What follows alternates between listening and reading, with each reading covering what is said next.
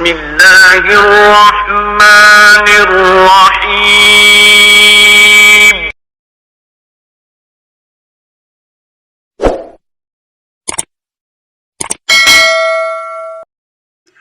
Hello guys, अस्सलाम वालेकुम। उम्मीद करते हैं आप सब दोस्त खैरियत से होंगे। अल्लाह पाक की ज़ात आप सब दोस्तों को हमेशा ज़िंदा सलामत रखे और अपने हिफ्ज़ व अमान में रखे।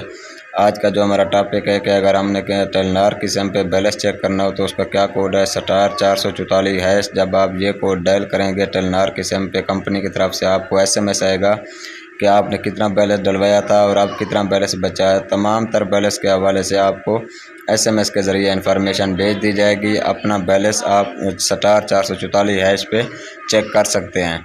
मज़ीद ऐसी टेक्निकल वीडियो देखने के लिए हमारे चैनल को सब्सक्राइब करना ना भूलिएगा। टेक्निकल इरशाद फैज़ चैनल को ज़रूर सब्सक्राइब करना है, लाइक करना है, कमेंट करना है और हौसला अफजाई के लिए कमेंट लाजमी करना है कि आपको वीडियो कैसी लगी है। फिर इंशाल्लाह मिलते हैं नेक्स्ट वीडियो में। आज के लिए इतना ही काफ़ी है। अल्लाह पाक आप सब दोस्तों को हमेशा सलामत रखे। बहुत शुक्रिया जी। अल्लाह हाफिज़।